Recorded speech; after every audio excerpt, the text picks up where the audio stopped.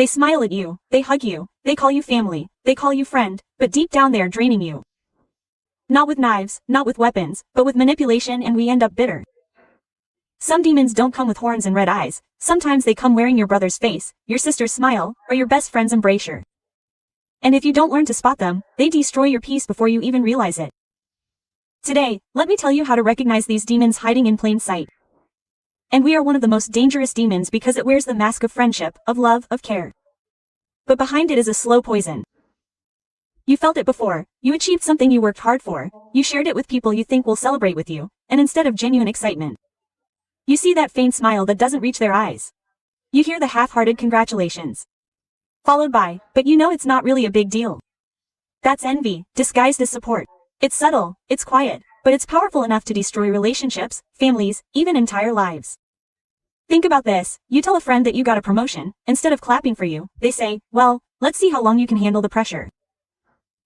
You share that you found love, and they say, don't be too happy, people change. You post your achievements online, and they scroll past it with a heavy heart, secretly wishing it was all false part for you. That's envy, and it doesn't come from strangers. It usually comes from the people close to you. Envy is like fire. But while your fire warms the world, their fire burns inside them, making them uncomfortable with your light. And you know what? That's not your fault. You did not dim their light. They refuse to ignite their own. People who envy don't hate you because you are wrong. They hate you because you are living proof of what they could be if they tried. And that's why you can't lie and we break you. Let me give you a daily life example. A girl works day and night, sacrificing sleep, comfort, and weekends, finally making her dream come true. She opens her own business. She expects her close friends to be her first customers, her biggest supporters. Instead of they gossip. She thinks she is better than us now. Instead of celebrating, they compare them to criticize. But here is the truth. Their reaction says nothing about her success. It says everything about their insecurity. Never forget this line when people can't rise to your level. They will try to pull you down to theirs. Another example. A boy comes from nothing, studies hard, lands a scholarship abroad. Instead of clapping his cousins, whispers. He's just lucky. Luck didn't stay up with him at 2 a.m. while he studied. Luck didn't hold his pain during exams. Luck didn't sacrifice his social life to get him there. That's not luck. That's effort, courage, and focus. But envy will never admit that. Envy will always look for reasons to belittle what you have built. This is why you must develop the strength to not seek validation from everyone. Because if you keep waiting for people's approval, you will never move forward. Some people will never clap for you. Not because you don't deserve it, but because it hurts them to see you win. And here is the motivational truth. Their envy is not your burden. It's their chain. Don't wear it. Don't carry it. Don't let it stop you. Imagine if every time you wished you stopped and thought what people would think. They would feel jealous. You would never shine. You would never rise. The greatest act of courage is to keep winning, keep smiling, keep shining, even when others want you to fail. Because every step you take forward is proven that envy can't break you. So, when you notice someone's joy turning seen in the face of your success, recognize it. When their compliments come wrapped with hidden daggers, recognize it. When your victories make them uncomfortable, don't shrink yourself to fit their comfort zone. Because you are not born to live in the shadows of someone else's insecurity. You are born to shine. And your shine is not negotiable. Manipulation is a demon that does not scream, it whims. It does not strike with force. It slowly bends you until you no longer recognize yourself. The scary part is that manipulators do not warn science. They are love, care, friendship, and sometimes even family titles. They make you believe that every decision you make must pass through their approval. And you begin to feel like without them, you cannot function. But here is the truth. If love controls you, if care suffocates you, if friendship changes you, then it is not love, not care, not friendship, it is manipulation. Think about those moments when you say, no, to someone, and instead of respecting your boundaries, they sow guilt trip and twist the narrative until you are apologizing for protecting your own peace. That's manipulation. If you really love me, you would do this for me. After everything I have done for you, how can you say no? These are not the words of love. These are the weapons of control. And if you fall for them long enough, you will start questioning your own worth, your own judgment. Let's take a simple daily life example. A woman works hard all week and decides to take a weekend for herself. Maybe a spade, maybe just resting. But her so-called friend calls and says, oh, so you can come help me with my hair. I thought I mattered to you. Suddenly, the woman feels guilty for choosing herself. That's manipulation. A true friend would say you deserve it. A manipulator will say, if you care, you will sacrifice your time for me. And the lesson here is powerful. The ones who love you will free you. The ones who manipulate you will bind you. Another example, a student studies hard for exams. A classmate who never prepares says, Please give me your notes if you don't. You're selfish. He gives them once, twice, thrice, and eventually realizes that he is carrying someone else's laziness as his burden. This is how manipulators work. They transfer their responsibilities onto your shoulders, then make you feel guilty if you don't carry them. And the empowering truth is this: you are not responsible for the weight someone refuses to lift for themselves. Now think about relationships. A partner constantly says, "Don't wear that, it makes me uncomfortable," or "Don't talk to them. I don't trust you." It sounds like concern, but slowly it becomes isolation. You stop wearing what you love, stop meeting people, stop living your truth, just to keep them happy. But here's the revolution: that's not love, that's control. Love never demands you to shrink so someone else can feel tall. Love says, "Be yourself and I love you anyway." Control says, "Change yourself so I can feel safe." Manipulation is also in the family. A child says, "I want to study abroad," and the parent responds, "If you leave, it means you don't care about us." Suddenly the child feels stoned between their dreams and their duty. But let's ask honestly, should love hold you back? Or should it push you to fly? Real love celebrates your growth. Fake love changes you with guilt. And guilt is the sharpest weapon manipulators use. Because guilt makes you doubt your own goodness. The motivational truth is this: boundaries are not selfish. They are sacred. If someone is offended by your boundaries, it means they were benefiting from breaking them. Stop feeling guilty for protecting your peace. Stop apologizing for saying no. Because every time you let manipulation win, you lose a part of yourself. And once you lose yourself, nothing in the world feels enough. The real power comes when you look at someone in the eye and say, "I will not be controlled. My choices are mine. My freedom is not up for negotiation." A betrayal is one of the deepest feelings a human heart can carry because it never comes from strangers. It comes from those you trusted the most. A stranger cannot betray you. Only a friend, a partner, or a family member can. And that is why betrayal cuts deeper than a knife. It comes from the hands you once held, from the lips that once said, "I will always be there," from the people you thought would protect you. What makes bitterness so cruel is not the act itself, but the shock of realizing that the person you loved and believed in was capable of hurting you in the first place. Think about the friend who laughs with you, shares secrets with you. Then the moment you turn your back, he exposes those secrets to the world. It's not just the gossip that hurts, it's the realization that your trust was treated like trash. Trust once broken is never the same again. And here is the powerful truth: the knife in your back will heal, but the scar will always remind you of who put it there. Take another daily life example. A man gives his loyalty to his business partner, shares ideas, works day and night, only to find that his partner has stolen the plans, registered the company under his own name, and cut him out. Betrayal in business feels like robbery, but it's more than money. It's the thrift of dreams, of trust, of years of sweat. But here is where strength is born. Betrayal doesn't mean you were weak for trusting. It means they were weak for deciding. Now imagine love, the most secret bond.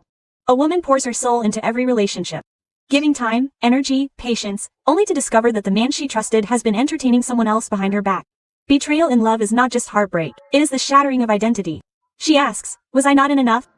But the truth is, betrayal never says anything about your worth. It screams about there. Because someone who cannot be loyal to love can never be loyal to themselves. Even within families, betrayal hides. A sibling you trusted reveals your weaknesses to outsiders. A cousin you supported in silence turns jealous and spreads lies.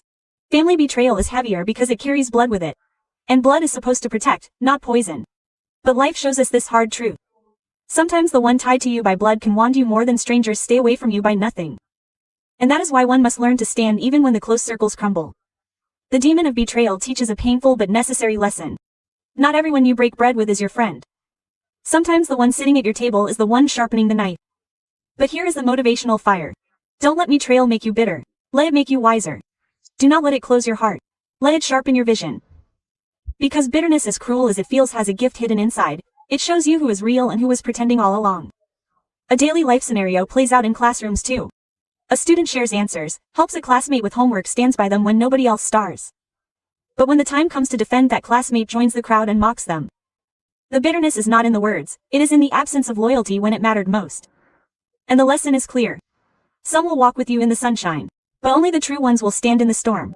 But bitterness is painful, but it is also powerful. Because it pushes you to stop depending blindly. It pushes you to recognize your own strength. It pushes you to understand that loyalty is rare, and once you find it, it must be treasured.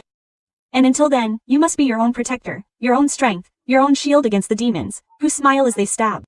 Control is one of the most subtle yet suffocating demons, because it of itself disguises itself as care, as love, as protection. It doesn't show up with chase, you can see. It wraps itself around your choices, your decisions, your freedom, until you start believing you are capable of living without someone else's permission. The demon of control doesn't need to scream. It only needs to convince you that your life belongs to someone else. And the most dangerous part is that it often comes from people close to you. Partners, parents, friends, even colleagues, those who should empower you, but instead seek to dominate you. Think about the friend who constantly says, "Don't do this. It doesn't suit you," or "If you were, that people will judge you." At first, it feels like advice, like they're just looking out for you. But slowly you realize that every choice you make is no longer yours. It's filtered through their opinions, their fears, their insecurities. And here is the hard truth. The advice lifts up. Control suffocates. The difference is whether you still feel free after listening. Another daily life example is in relationships. From a partner, "I don't want you to go out with 2 friends," or "I don't like you working late." On the surface, it feels like love, but dig deeper and you'll see that it's not about love, it's about control. Love supports you, control cages you. Love says, "I trust you to live your life." Control says, "Live the way I want, or I punish you with my silence, my anger, or my absence." And the truth is, when someone loves you, they set you free. When someone controls you, they trap you. Family can also be a place where the demon of control thrives. A young girl dreams of becoming a doctor, but her family says, "No, you will follow our path. You will take over the family business." The voice of tradition becomes the chain of control. A boy wants to marry the girl he loves, but his parents say, "You will marry who we choose." Love turns into a transaction, and family honor becomes the excuse for domination. But let's ask the real question. What kind of love demands the sacrifice of dreams? What kind of care demands the death of individuality? That is not love. That is control. And control in the name of love is still control. The workplace is another battlefield. A boss who micromanages every detail, who never trusts your decisions, who treats you like a machine instead of a human being, that's control. It doesn't matter if they pay you well, if they provide you benefits. If they kill your creativity, if they silence your voice, if they make you believe you are replaceable, they are controlling you. And here's the fire you must hold on to. No paycheck in the world is worth selling your soul for. Money can feed your stomach, but freedom feeds your spirit. Control also appears in friendships disguised as loyalty tests. A friend says, "If you don't take my side, you're not a real friend." Oh, if you hang out with them, they're done. That's not loyalty. That's dictatorship. A true friend gives you wings. A controlling friend clips them. A true friend celebrates your independence. A controlling friend fears it. And the lesson here is simple but powerful. Anyone who fears your freedom is afraid of losing their power over you. Another daily scenario: a child grows up in a home where every decision is made for them. What to study, what to wear, who to talk to. By the time they are adults, they struggle to make even the simplest choices, because they have been inclined to obedience, not to think. This is what control does. It doesn't just bind your present, it cripples your future. But here is the inspiring truth. Breaking free from control is not rebellion, it is a survivability. Because living in chess is not living at all. And control does not always come from others. Sometimes it comes from within. Fear controls us. Doubt controls us. Past trauma controls us. We tell ourselves, "I cannot do this. I will fail. I am not strong enough." We lock ourselves in invisible presences, hand the keys to our fears, and forget that we were born free. And that is why breaking the demon of control starts with recognizing that freedom is not given. It is claimed. The most mind-blowing realization is that control is never about love. It is about power. The one who controls fears losing you, so they bind you. But here is the motivational fire to carry in your heart. Love without freedom is slavery, and friendship without freedom is a cage. You are not born to be someone's puppet. You are born to be your own master. Every time you feel the weight of someone else's expectations crushing you, remember, this life is too short to live as a prisoner of control. Every dream killed by control is a light that never shines. Every choice stolen by control is a destiny left unlived. And every person who breaks free from control becomes a warrior, a leader, an example for others. Because freedom is not negotiable. It is the soul's greatest right, the soul's deepest need, and the heart's loudest cry. The demon of energy drain is one of the most dangerous because it does not attack you in a moment. It steals from you slowly, drop by drop, until you are left exhausted and lifeless without even knowing why. It does not come with noise. It comes with constant negativity, with endless drama, with people who turn every conversation into a storm, every problem into your responsibility, every joy into guilt. Energy drainers don't always look like enemies. They can be friends, family, colleagues, or even someone you love, but the effect is the same after being around them. You don't feel lighter, you feel heavier. You don't feel uplifted, you feel drained. Think of this in daily life. You wake up, energized, ready to take on the day. But then you meet that one person who spends the entire morning complaining. Nothing is ever good enough. The weather is bad. Their life is unfair. The world is against them. By the time you leave their company, you feel like the sun shines. You wake up with turns into clouds. That's the demon of energy drain. When someone else's negativity becomes heavier than your own strength. Another example is when you have a friend who only calls when they need something. Not to check on you. Not to celebrate your victories. Not to give. Only to take. They call you when their relationship is falling apart. When their work is unbearable. When they need a ride, when they need money, when they need your time. And each time you give because you care. But after the call ends you sit there empty wondering, who pours into me the way I pour into them? And here is the truth you need to hear. Love is about giving, yes, but real love gives back. If you're the only one pouring eventually you'll run dry. Families too can be energy drainers. Imagine a child who grows up in a house where every action is criticized. Why did you do that? Why did you score higher? Why can't you be like them? Day after day, instead of encouragement they are drained of confidence. Instead of love they are filled with fear. And when they grow up, they doubt themselves even when they are capable of greatness. This is how energy drain destroys potential. It convinces you are not enough, so you stop trying. But here is the motivational fire. The voice that dresses you is not the voice that defines you. Break free because your worth is louder than their criticism. Even workplaces are full of energy drainers. A boss who never appreciates, only criticizes. A colleague who always complains but never contributes. A team that sees problems but never solutions. You enter the office with energy but you leave feeling like you've been in a battlefield. The paycheck may fill your bank, but the drain empties your soul. And here's a line to remember: if your workplace kills your spirit, then it's not just a job. It's a slow death. Protect your energy because money can buy a soul that's already broken. In relationships the demon of energy drain is even deadlier. A partner who consciously doubts you, who questions your every move, who fights over small things, who never brings peace. This isn't love. This is exhaustion. Love should be a safe place, not a battlefield. Love should recharge you. Not drain you, but too often people stay thinking, at least I'm not alone. But the truth is you're lonelier in the wrong relationship than you'll ever be on your own. And the motivational dialogue that shakes the heart is this. The right partner adds power to your wings. The wrong one clips them. Don't confuse love with dependency. Don't confuse chase with comfort. Sometimes society drains us from constant comparisons, unrealistic expectations, toxic cultures that measure your worth by money, looks, or status. You scroll through social media and suddenly feel empty, not because your life isn't good but because you are being drained by comparison. This is energy theft at its highest form. It stills your joy, convinces your blessings are small, and makes you chase illusions. But here is the truth. The grass isn't greener on the other side. It's greener where you water it. Don't let comparisons drain the joy of your own garden. Energy drainers also show up in subtle daily habits. Scrolling aimlessly at 2 a.m., gossiping with people who add nothing to your life, engaging in arguments that lead nowhere. These little things may make you feel harmless, but they are thieves in disguise. They still steal your time, your focus, your energy. And the most dangerous part is you don't notice until you're empty. That's why protecting your energy is not selfish. It's survival. The reality is this. Your energy is your power, your life force. Without it, you cannot dream, you cannot create, you cannot fight, you cannot love. Protecting it is your duty to yourself. And the most powerful dialogue to remember is this. Not everyone deserves access to you. Some people deserve your silence, not your time. Some people deserve your distance, not your presence. Protect your energy, and you protect your destiny. The demon of fake love is perhaps the cruelest of them all because it makes you believe you're safe. It makes you believe you're cherished. It makes you believe you have finally found your place. Until the mask falls off. And you realize the love you thought was real was nothing but an illusion. Fake love does not come with empty hands. It comes with sweet words, with promises of forever. With smiles that look genuine but hide selfish intentions. It is not the absence of love that breaks the heart the most. It is the betrayal of false love that sheds the soul into pieces. In daily life, you see this in relationships where one person says, I love you. But those words are only alive when they are convenient. They love you when you give, when you sacrifice, when you bend, when you serve their needs. But the moment you need them, the moment you ask for their support, they vanish. Love is supposed to stand tall storms. But fake love runs away the second clouds appear. That's when you realize real love is tested in the rain. Fake love only exists in the sunshine.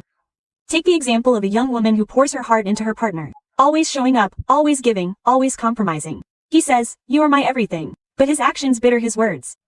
He flirts with others, ignores her feelings, and dismisses her pain. She stays because she cleans up the words, I love you, thinking they mean something. But here's the truth, words without actions are empty shells. A person can say, I love you, 1,000 times. But if they can't respect, protect, and value you, those words mean nothing. Another example is in friendships. A well-called friend calls you, their sister or brother tells you they will always have your back, but when you succeed they disappear, when you fail they mock, and when you are in need they are nowhere to be found. That's fake love. They love the idea of you, but not the reality of standing by you. They love the benefits you bring, not the soul you carry. The most empowering truth you must carry in your heart is this. Pay attention not to who smiles with you in the light, but to who stands with you in the dark. That is the difference between fake love and real love. Fake love can also come from family, from a parent saying, "We love you, but only if you obey us," from a sibling saying, "I care for you," but behind your back they undermine you. Love that comes with conditions is not love. It is control disguised as affection. A child who grows up hearing, "If you don't do this we won't love you," does grow up with love. They grow up with fear, and fear is the exact opposite of love. Real love says I love you no matter what. Fake love says I love you as long as you serve me. Even in society fake love thrives. People will clap for you in public, take photos with you, pretend to celebrate your success. But the moment you fall, does the same people turn their backs? They never care about you. They care about what you represent, about the glow you give them by association. That is fake love on a larger scale.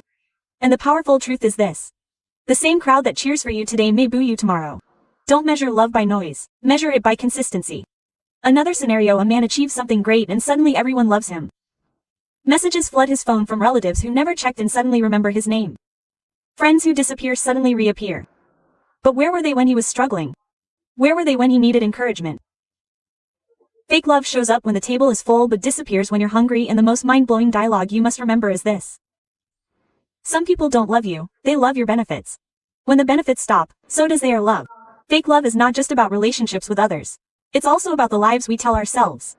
We sometimes stay in toxic connections saying, "But they love me," even when every action proves otherwise.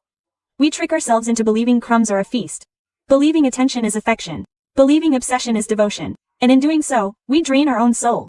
The moment of awakening comes when you realize, if it costs you your peace, if it costs you your self-worth, if it costs you your dreams, then it isn't love, it is slavery.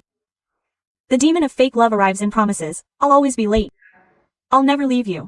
You are my everything." But remember, these promises don't prove love's presence. Love is not about the words spoken in heated moments. It's about the consistency seen in difficult times. Anyone can write poetry about love, but only the real ones can live it when it hurts. And that's the difference between the mask and the truth.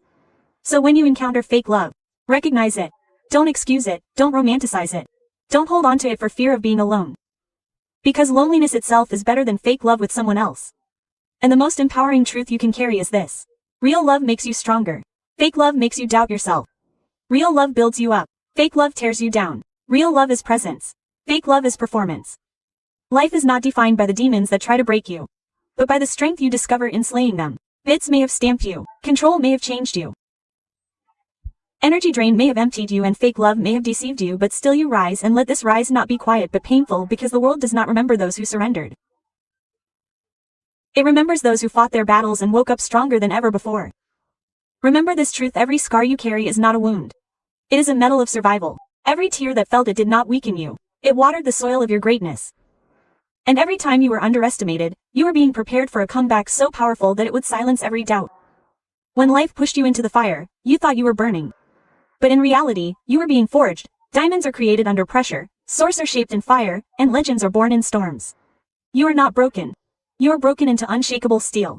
Say this to yourself, until your heart believes it: I am not a victim of my past. I am the architect of my future. Yes, people will betray, people will control, people will drain, and people will fake love. But let me tell you this: your worth was never in their hands. Your destiny was never in their control, and your soul was never their own. The day you finally understand that no one on this earth has the power to define you, that is the day you are free. Free from their opinions, free from their manipulations, free from their illusions. And freedom, my friend, is the most dangerous weapon you can ever hold. The world will try to dim your light because your brightness threatens their shadows. They will whisper lies, they will act like friends, they will pretend to care. But stand tall and declare, you cannot drown me because I was born to walk on waves. You cannot bury me because I am the seed that grows stronger beneath the ground. You cannot break me, because my spirit becomes stronger but never shatters. This is the power that lives within you. Do not waste your time begging for love that is fake, chasing approval that is hollow, or fighting battles that steal your energy. Instead, channel your fire into building yourself. Channel your focus into a dream so big, they scare you. Channel your strength into walking away from everything that insults your soul. Because at the end of it all, you are not here to survive. You are here to conquer. Life has already shown you its demons. Now it is time to show life your power. You are not a broken chapter in someone else's story. You are the whole book, and your pages are written with fire, resilience, and unstoppable courage. Walk out of the darkness with your head high and your heart unshaken. The world needs to see that even after bitter control, energy drain, and fake love, You are still standing, still shining and still unbreakable. So, let this be the anthem of your soul. Knock me down 7 times, I will rise at once. Burn my wings, I will learn to fly on fire. Close the doors, I will build my own castle. And when the world thinks I'm finished, that is when I begin. Because the greatest revenge is not anger, not hatred, not even silence. The greatest revenge is rising so high that those who tried to be sad, you are the force to look up to us. And you, my friend, were never meant to crawl. You were born to rise, to cry and to reign.